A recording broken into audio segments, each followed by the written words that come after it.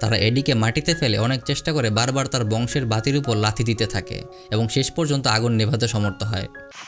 একটু ভালো করে দেখুন তো, এই ছেলেটির কথা কি মনে পড়ে? হ্যাঁ, এটা বেবিজ ডাউটের সেই ছোট্ট বাচ্চাটা। আপনার জন্ম যদি 1990 থেকে 2000 সালের মধ্যে হয়ে থাকে তাহলে এই সিনেমাটি আপনি দেখেননি এটা হতেই পারে না। আমাদের ছোটবেলায় এই সিনেমাটি দেখে যে আমরা কত হাসাহাসি আর আনন্দ করেছি সেটা বলে বোঝাতে পারবো না।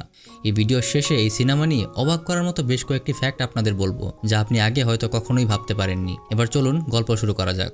এটা আমেরিকার শিকাগো শহরের এক বিখ্যাত ধনী পরিবারের গল্প। এই পরিবারেই রয়েছে সবার আদরের এই ছোট্ট বাচ্চাটি। আদর করে তার বাবা মা তাকে বিঙ্ক নামে ডাকে। বিঙ্ককে দেখাশোনা করার জন্য তার বাবা মা গিলবার্টাইন নামের এই মহিলাকে রেখেছে। বিঙ্ক সবসময় অ্যাডভেঞ্চার অফ বেবি বু নামের একটা ছোট্ট গল্পের বই পড়তে পছন্দ করে।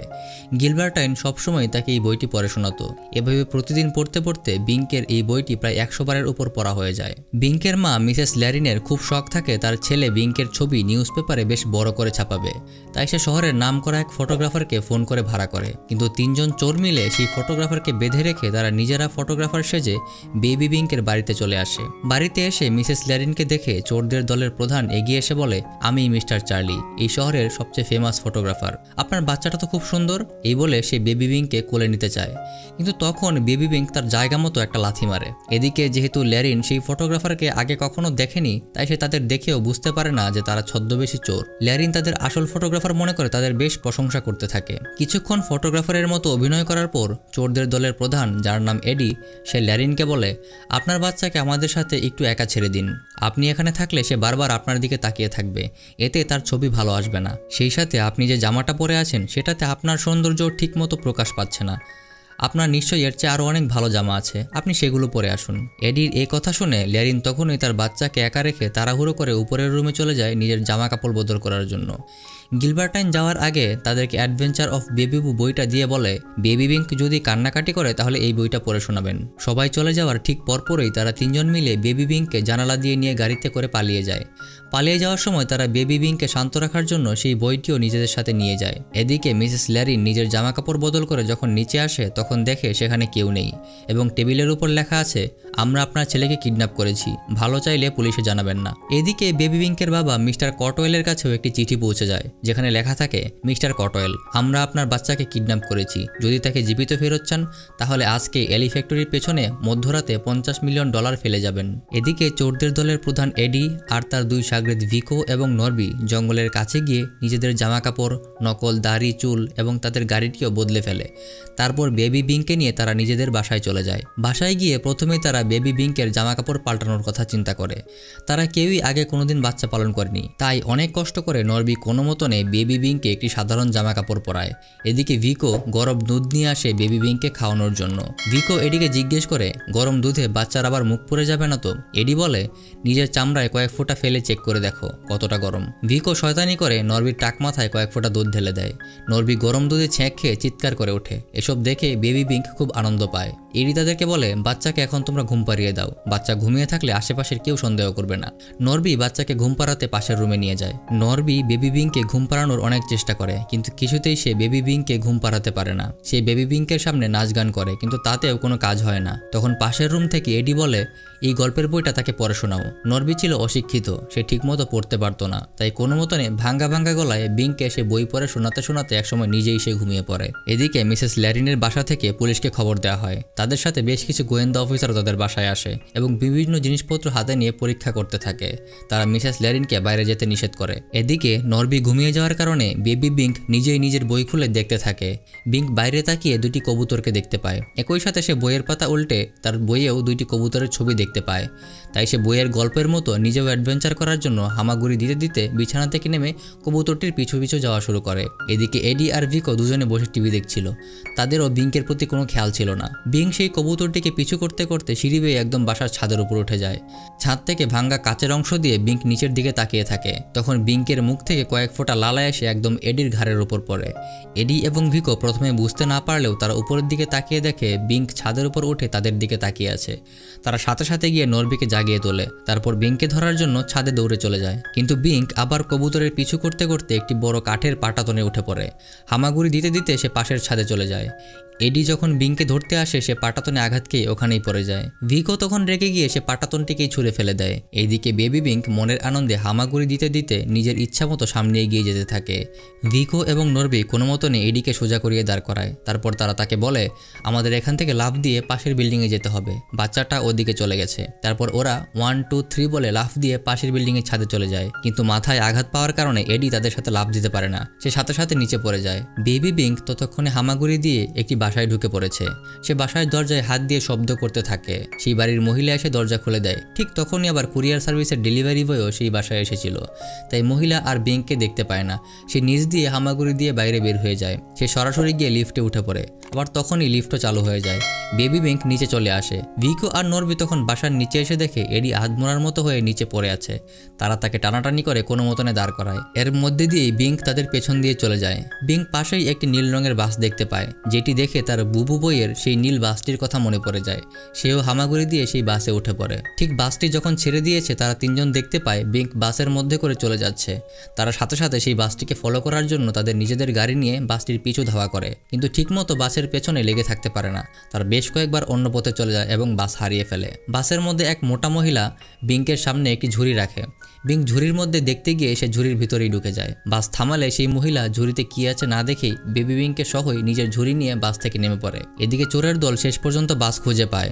নরবি দৌড়ে এসে বাসের ভেতরে চেক করতে থাকে, কিন্তু সে কোনো মতেই বেবি বিঙ্ককে খুঁজে পায় না। এর মধ্যেই মোটা মহিলা ভিকোর সামনে দিয়ে চলে গেলে ভিকো ব্যাগের মধ্যে বেবি বিঙ্ককে দেখে ফেলে। তারা তিনজন মিলে সেই মোটা মহিলাটিকে ফলো করতে থাকে।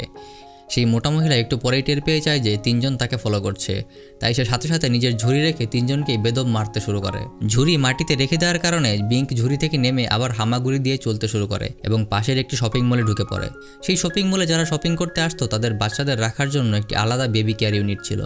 বেবি বিঙ্ককে এক মহিলা ফ্লোরে হামাগুড়ি দিতে দেখে সে মনে করে সে হয়তো বেবি কেয়ার ইউনিট থেকে বের হয়ে এসেছে, তাই সে আবার তাকে দায়িত্ব করে নিজেই বেবি কেয়ার ইউনিটে রেখে আসে। কিন্তু বিঙ্ক আবার সেই বেবি কেয়ার ইউনিট থেকে হামাগুড়ি দিয়ে আস্তে আস্তে বের হয়ে পড়ে। এবার সে একটি বেবি কেয়ার সাইকেলের নিচে ঢুকে পড়ে। একটু পরেই এক মহিলা আসে আর বেবি কেয়ার সাইকেলটি নিয়ে চলতে শুরু করে। কিছু দূর এগিয়ে সেই মহিলা থেমে গেলে বিঙ্ক আবার সেখান থেকে বের হয়ে চলে আসে। বাইরে তখন একজন মহিলা সাংবাদিক বিঙ্কের হারিয়ে যাওয়ার ব্যাপারে নিউজ রিপোর্ট করছিল। বেবি বিঙ্ক তার পায়ের নিচ দিয়ে তার মাইক্রোফোনের তার পেঁচিয়ে কোনোভাবে সেখান থেকে চলে যায়। অল্প সময়ের জন্য তাকে টিভিতেও দেখানো হয়, কিন্তু কেউই সেটি খেয়াল করে না। এদিকে চোর তিনজন পাশে দাঁড়িয়ে কিভাবে আবার বাচ্চাটিকে খুঁজে পাবে সেটা নিয়ে চিন্তা করছিল। তারা টিভিতে তাকিয়ে বুঝতে পারে বাচ্চাটি তাদের পাশেই রয়েছে, কিন্তু বেবি বিঙ্ক একটি ট্যাক্সি দেখে তার বুবু বইয়ের একটি ট্যাক্সির ছবির কথা মনে পড়ে যায়। ট্যাক্সির দরজা খোলাই ছিল, তাই সে হামাগুড়ি দিয়ে চলতে চলতে সেই ট্যাক্সিতে উঠে পড়ে। সেই ট্যাক্সির যাত্রীরাও তাকে দেখতে না পেয়ে তার পাশে ব্যাগ রেখে দেয়। সে আবার ঢাকা পড়ে যায়। ট্যাক্সি ছেড়ে দেওয়ার পরপরই এডি কোনোভাবে ট্যাক্সির ভিতরে সেই বাচ্চাটিকে দেখতে পায়। ট্যাক্সি তার গন্তব্যে পৌঁছানোর পর ট্যাক্সির যাত্রীরা দুজন নেমে যায়। বেবি বিঙ্ক কয়েক ফাঁকে ট্যাক্সি থেকে নেমে পড়ে। সে ট্যাক্সির নিচ দিয়ে আস্তে করে বের হয়ে যায়। সে বের হয়ে সামনে চিড়িয়াখানা দেখতে পায়, যেটি দেখে তার মনে পড়ে যায় তার বুবু বইয়ে হুবহু অবিকল দেখতে একটি চিড়িয়াখানা ছিল। তাই সে রাস্তার মধ্যে দিয়ে হামাগুড়ি দিয়ে সেই চিড়িয়াখানার দিকে যাওয়া শুরু করে। এদিকে চোর তিনজনও সেই ট্যাক্সিটিকে ফলো করে এসে সেখানে পৌঁছে যায়। তারা দেখতে পায় সে ব্যস্ত রোডের মধ্যে দিয়েই বেবি বউ চিড়িয়াখানার ভিতরে ঢুকে যাচ্ছে। বিঙ্ক অনেক ছোট হওয়ার কারণে সে গাড়ির নিচ দিয়ে খুব সহজেই চলে যেতে পারছিল, কিন্তু চোর তিনজন তারা কিছুতেই রাস্তা পার হতে পারছিল না। তারা রাস্তা পার হতে হতে অনেক সময় লেগে যায়, আর এই সময়ের মধ্যে বেবি বিঙ্ক একদম চিড়িয়াখানার ভিতরে চলে আসে। তারা তিনজন যখন চিড়িয়াখানার ভেতরে আসে তারা দেখতে পায় বেবি বিঙ্ক একটি গরিলার খাঁচার মধ্যে ঢুকে গরিলার সাথেই বসে আছে। গরিলাটিও বেবি বিঙ্ককে খুব আপন করে নিচ্ছে। তারা তিনজন কোনোভাবে বাচ্চাটিকে সেখান থেকে বের করার প্ল্যান করে। প্রথমেই ভিকো খাঁচার মধ্যে হাত বাড়িয়ে বিঙ্কের জুতোর ফিতে ধরে টান দিয়ে তাকে বাইরে নিয়ে আসতে চায়, কিন্তু গরিলাটি সেটি দেখে ফেলে। সে রেগে গিয়ে খুব জোরে ভিকোর হাতে একটি ঘুষি মারে। ভিকোর হাত মচকে যায়। তারপর নরভিও একটি বড় লাঠি নিয়ে বিঙ্ককে সেখান থেকে বের করার চেষ্টা করে। গরিলা এবারও নরভিকে খুব আচ্ছা মতো করে মেরে দেয়। কিছুক্ষণ পর বিঙ্ক আর গরিলা ঘুমিয়ে যায়। এবার এডি নিজেই বিঙ্ককে বের করার চেষ্টা করে, কিন্তু বিঙ্ককে টেনে নেওয়ার সময় গরিলার ঘুম ভেঙে যায়। গরিলা উঠে সাথে সাথে এডিকে ধরে ফেলে এবং এত দূরে তাকে ছুঁড়ে ফেলে দেয় এটি উড়ে গিয়ে আরেকটি খাঁচায় ঢুকে যায়। তারা তিনজন বিধ্বস্ত হয়ে সেখানেই পড়ে থাকে। এদিকে গরিলার খাঁচার পেছনের দরজাটি হঠাৎ খুলে দেওয়া হয়। বেবি বিঙ্ক পেছন দিয়ে আস্তে আস্তে সেই চিড়িয়াখানা থেকে বের হয়ে যায়। চিড়িয়াখানাটির পাশেই ছিল একটি পার্ক। বিঙ্ক হামাগুড়ি দিয়ে দিয়ে সেই পার্কের ভেতরে ঢুকে পড়ে। পার্কের এক মহিলা বিঙ্ককে দেখে তার মায়ের কথা জিজ্ঞেস করে। তখন বিঙ্ক পাশে তাকায়, সেখানে আরেকটি মহিলা বসে বই পড়ছিল। তাই সে ওই মহিলাকে বিঙ্কের মা মনে করে সেখান থেকে চলে যায়। বিঙ্কও হামাগুড়ি দিয়ে দিয়ে পার্কের ভেতরেই ঘুরতে থাকে। এইদিকে বিঙ্কের কিডন্যাপ হওয়ার খবর নিউজ পেপারেও ছাপিয়ে যায়। বিঙ্কের মা তখন কান্নায় ভেঙে পড়ে। একটু পর চোর তিনজন বিঙ্ককে খুঁজতে খুঁজতে পার্কে এসে পড়লে তারা তাকে দেখতে পায়। বিঙ্ক তাদের দেখেই একটি টানেলের ভেতর ঢুকে পড়ে, কিন্তু ছোট্ট বিঙ্ককে তারা টানেলের অন্য পাশে গিয়ে ধরিয়ে ফেলে। তারপর তাকে কোলে নিয়ে বাসায় যাওয়া শুরু করে, কিন্তু গাড়ির কাছে যাওয়ার আগেই তারা দেখতে পায় তাদের গাড়ির কাছে দুজন পুলিশ অফিসার দাঁড়িয়ে আছে। তারা ভয় পেয়ে পেছনে গিয়ে পার্কের একটি বেঞ্চে বসে পড়ে, আর বিঙ্ককে এডির কোলে বসিয়ে তার গায়ের কোট দিয়ে বিঙ্ককে ঢেকে রাখে। পুলিশরা তাদের দেখে তাদের কাছে আসে, এসে জিজ্ঞেস করে ওই গাড়িটা কার। তারা বলে এটা আমাদেরই গাড়ি। পুলিশ বলে গাড়িটা তো রাস্তার ধারে স্টার্ট করা অবস্থায় আছে, গাড়ি বন্ধ করোনি কেন? কথা বলার সময় সে বিঙ্কের মুখ হাত দিয়ে ঢেকে রাখে। বিঙ্ক তাই ভেতর থেকে এডির আসল জায়গায় বারবার গুঁতো দিতে থাকে। এডি কোনোভাবে পুলিশকে বলে আসলে আমাদের গাড়ির ব্যাটারির সমস্যা আছে, তাই স্টার্ট বন্ধ করিনি। তখন পুলিশরা জিজ্ঞেস করে একটা বাচ্চা কিডন্যাপ হয়েছে, তোমরা কি এ ব্যাপারে কিছু জানো? এদিকে বিঙ্ক কোটের পকেট থেকে একটা গ্যাস লাইটার খুঁজে পায়। টিপে টিপে সে কোনোভাবে লাইটার জ্বালিয়ে ফেলে এবং জ্বালিয়ে এডির আসল জায়গার নিচে রেখে দেয়। এডি ব্যথা সহ্য করে নিয়ে কোনো মতনে বলে না আমরা তো কিছু জানি না। পুলিশেরা আরও নানা বাহানায় তাদের সাথে কথা বলতে থাকে। তখন ভিকো এবং নরবি চেষ্টা করে পুলিশকে সেখান থেকে সরিয়ে নেয়, কিন্তু ততক্ষণে এডির নিচের আসল জায়গা সব পুড়ে যাচ্ছে। এডি সহ্য করতে না পেরে বিঙ্ককে ছেড়ে দিলে বিঙ্ক আস্তে করে বেঞ্চের নিচ দিয়ে বের হয়ে হামাগুড়ি দিয়ে চলে যায়, কিন্তু এডির প্যান্ট পুড়ে ততক্ষণে ধোঁয়া বের হতে শুরু হয়েছে। ভিকো এবং নরবি ফিরে এসে দেখে এডির আসল জায়গা মতো আগুন জ্বলছে। তারা এডিকে মাটিতে ফেলে অনেক চেষ্টা করে বারবার তার বংশের বাতির উপর লাথি দিতে থাকে এবং শেষ পর্যন্ত আগুন নেভাতে সমর্থ হয়। এদিকে বেবি বিঙ্ক হামাগুড়ি দিয়ে বড় একটি আন্ডার কনস্ট্রাকশন বিল্ডিংয়ের কাছে চলে যায়। সেখানে অনেক শ্রমিক কাজ করছিল। এটি দেখে বিঙ্কের বুবু বইয়ের সেই আরেকটি ছবির কথা মনে পড়ে যায়। হঠাৎ সে দেখে একজন লোক কেক খেয়ে এক টুকরা কেক স্টিলের একটি বিমের উপর রেখে দিয়েছে। বিঙ্ক কেক খাওয়ার জন্য সেই বিমের উপর গিয়ে উঠে পড়ে। সাথে সাথে সেই বিমটি অটোমেটিক ক্রেনের মাধ্যমে টেনে তোলা শুরু হয়ে যায়। ছোট্ট বিঙ্ক সেই বিমের উপর বসেই আনন্দের সাথে কেক খেতে থাকে। এর মধ্যেই ভিকো সেখানে এসে বিঙ্ককে দেখে ফেলে। ভিকো বাকি দুজনকে ডেকে এনে তাকে দেখায়। বিঙ্ক তখন বিমের উপরেই বেশ আনন্দে বসে আছে। তারা তিনজন সাথে সাথেই লিফটে উঠে উপরে চলে যায়। লিফটে দাঁড়িয়ে দাঁড়িয়েও তারা বাচ্চার উপর খেয়াল রাখতে থাকে, কিন্তু লিফটের স্পিড বেশি হয় তারা বিঙ্কের আগেই 2 তলা উপরে উঠে যায়। যখনই বিঙ্কের বিম তাদের কাছাকাছি আসে ভিকো সেই বিমে উঠে পড়তে চায়, কিন্তু সে উঠতে না পেরে সেটাতে ঝুলে পড়ে। ভিকোর ভরের কারণে বিম তাদের দিকে ঝুঁকে পড়ে এবং বেবি বিঙ্ক স্লাইড করে এসে ভেতরের একটি লিফটের ছাদের উপর বসে পড়ে, কিন্তু ভিকো ভীম ধরেই ঝুলে থাকে। লিফটটি 2 তলার নিচে নেমে থেমে গেলে বিঙ্ক বিল্ডিংয়ের ভিতরে চলে আসে। এদিকে এডি ভিকোকে হেল্প করার জন্য নরবিকে জোর করে পাঠিয়ে দিলে উল্টো সেও ভিকোর পা ধরে ঝুলে পড়ে। এতক্ষণ বেচারা একা একা ঝুলছিল, এখন নরবি সাহায্য করতে এসে মুসিবত আরও বাড়িয়ে দিল। নরবি তার জুতা ধরে ঝুলে থাকতে শুরু করে। কিছুক্ষণ জুতো ধরে ঝুলিয়ে থাকতে না পেরে সে নিচে পড়তে পড়তে একটি কাঠের বিমের উপর আটকে যায়, আর ভিকো ঝুলে এসে ভিতরে পড়ে যায়। ভিকো এবং এডি উঠেই বিঙ্ককে খুঁজতে শুরু করে। এদিকে নরবি ওই বিমের উপর বাড়ি খেয়ে শেষ পর্যন্ত একটি সিমেন্টের ডাব্বাতে গিয়ে পড়ে। এদিকে পরপর টানা কয়েকবার উল্টোপাল্টা অ্যাক্সিডেন্ট করে ভিকো ও একটি ময়লার ডাব্বাতে গিয়ে পড়ে। দুজনকে 2 দিকে হারিয়ে এডি তখন একাই বিঙ্ককে খুঁজতে থাকে।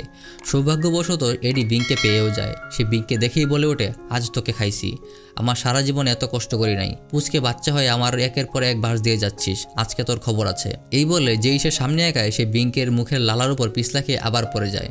সাথে সাথে একটি হাতুড়ি এসে তার কপালের উপর পড়ে। বেবি বিঙ্ক এসব দেখে হাসতে হাসতে সামনে এগিয়ে যায়। এডি কোনো মতনে উঠে দাঁড়ায়, কিন্তু মাথায় আঘাত পাওয়ার কারণে ব্যালেন্স করতে না পেরে রং মিক্স করার একটি মেশিনের সুইচ সে টেনে দেয়। সাথে সাথে উপর থেকে পিচ্ছিল রং এসে তার উপর পড়তে শুরু করে। তার সারা গা একদম রঙের আঠাতে মেখে যায়। সে উঠে আবার ডায়লগ মারতে শুরু করে, তোকে আমি ছাড়বো না পিচ্চি শয়তান, আমি তোকে খুন করে ফেলবো। কিন্তু পিছলা জায়গায় সে আবার পিছলে পড়ে যায়। বিঙ্ক তখন তার সামনে একটা ক্যারিং লিফট দেখতে পেয়ে তাতেই উঠে পড়ে এবং নিচে নামতে শুরু করে। এডি উপর থেকে বিঙ্ককে দেখতে থাকে আর বলতে থাকে আমার টাকা পয়সা সব চলে গেল রে, আমার সব শেষ হয়ে গেল। তখনই সে ক্রেনের একটি দড়ি নামছে দেখে সেটাতেও সে ঝুলে পড়ে, কিন্তু ঝুলে পড়ার পরপরই হঠাৎ মেশিন বন্ধ হয়ে যায়। সন্ধ্যা হয়ে যাচ্ছিল দেখে সবাই কাজ বন্ধ করে দিয়ে সেদিনের মতো বাড়ি চলে যায়। বেচারা এডি সারা গায়ে রং মেখে সেই দড়ি দড়িই ঝুলে থাকে। এদিকে বিঙ্কের ক্রেনও ততক্ষণে নিচে নেমে গেছে। সে ক্রেন থেকে নেমে হামাগুড়ি দিয়ে সামনের দিকে যেতে থাকে। রাতের বেলা ভিকো এবং নরবি এসে কোনো মতন এডিকে সেখান থেকে বের করে নিয়ে তাদের বাসায় চলে যায়। এদিকে মিসেস ল্যারিনের বাসায় গোয়েন্দা অফিসারেরা তদন্ত নিয়ে কথা বলছিল। তারা বলে আমরা রিপোর্ট পেয়েছি, অনেকেই বলেছে আজকে একটি ছোট্ট বাচ্চাকে প্রথমে বাসে দেখা গেছে, তারপর একটি চিড়িয়াখানায় দেখা যায়, তারপর একটি পার্কে। পাশেই বসে থাকা গিলবার্টাইন তখন বলে ওঠে শেষটা কি কনস্ট্রাকশন বিল্ডিং? অফিসার অবাক হয়ে বলে হ্যাঁ। গিলবার্টাইন বলে এটা তো বিঙ্কের সবচেয়ে প্রিয় বইয়ের গল্পটার মতো, গল্পে একদম হুবহু এমনই ছিল। এরপর সে নিশ্চয়ই রিটায়ার্ড আর্মি অফিসারদের কাছে যাবে। সাথে সাথে অফিসারেরা তাকে নিয়ে রিটায়ার্ড আর্মি অফিসারদের থাকার জায়গার দিকে রওনা হয়। এদিকে বেবি বিঙ্ক সত্যি সত্যি আর্মি অফিসারদের হাউসে পৌঁছে যায়। সব বুড়ো হয়ে যাওয়া রিটায়ার্ড আর্মি অফিসাররা বিঙ্ককে দেখে অনেক খুশি হয়। তারা টিভিতে বিঙ্কের কিডন্যাপ হয়ে যাওয়ার কথা জানতো। তারা বিঙ্ককে সবার মাঝে রেখে গান গেয়ে শোনাতে থাকে। একটু পর সেখানে বিঙ্কের বাবা মাও চলে আসে। মিসেস ল্যারিন বিঙ্ককে দেখা মাত্রই দৌড়ে গিয়ে তাকে কোলে তুলে নেয়। সবাইকে ধন্যবাদ দিয়ে তারা সেদিনের মতো বাড়ি ফিরতে শুরু করে। তো গাড়িতে যাওয়ার সময় বেবি বিঙ্ক একটা বড় বিল্ডিংয়ের দিকে ইশারা করে বারবার বলতে থাকে বুবু বুবু। তখন তার মা মিসেস ল্যারিন বুঝে যায় বিঙ্কের বইটি ওই বিল্ডিংয়েই ফেলে এসেছে, অর্থাৎ বিঙ্ক ওই বিল্ডিংয়েই ছিল।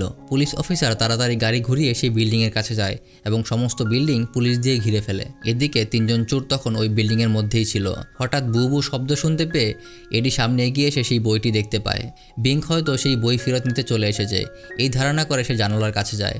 সাথে সাথে সে পুলিশের গাড়ির সাইরেন দেখতে পায়। পুলিশ তাদেরকে বলে তোমাদেরকে ঘিরে ফেলা হয়েছে, বাচ্চার বইটিকে নিচে ফেলে দাও আর আত্মসমর্পণ করো। তারা কষ্টে অভিমানের আগে বইটি ছুঁড়ে ফেলে দিয়ে আত্মসমর্পণ করে। পিঙ্কের বাবা মা বিঙ্ককে নিয়ে শান্তিমতো বাসায় চলে আসে। সেদিন রাতের বেলা তারা বিঙ্ককে ঘুম পাড়িয়ে তাদের নিজেদের রুমে চলে যায়। কিন্তু বিঙ্ক একটু পরে আবার উঠে যায়। সে উঠে এসে আরেকটি বই হাতে নেয় যেটির নাম বেবি বুয়ের চীন অ্যাডভেঞ্চার। এতক্ষণ আমাদের সাথে থাকার জন্য ধন্যবাদ। এখন আপনাদের এই সিনেমাটি নিয়ে কয়েকটি মজার ফ্যাক্ট বলি। এই সিনেমাতে বিঙ্কের শুটিংয়ের জন্য দুটি যমজ বাচ্চা ব্যবহার করা হয়। হ্যাঁ, একই রকম দেখতে দুটি আলাদা আলাদা বাচ্চাকে দিয়ে এই শুটিংগুলো করানো হয়। আর কঠিন শুটগুলো যেগুলো বাচ্চারা করতে পারে না সেটি করে দিতেন এই ব্যক্তি। ওনার নাম ভার্নে জে ট্রায়ার। যদিও সিনেমাটি আমরা অনেক পছন্দ করেছিলাম, তবুও সিনেমাটি রিলিজের পর বেশ ফ্লপ হয়। 48 মিলিয়ন বাজেটের সিনেমাটি আয় করে মাত্র $30 মিলিয়ন। আমাদের ভিডিও ভালো লাগলে আমাদের ফেসবুক এবং ইনস্টাগ্রামে আমাদের সাথে যুক্ত হতে পারেন, লিঙ্ক ডেসক্রিপশনে দেওয়া রইল।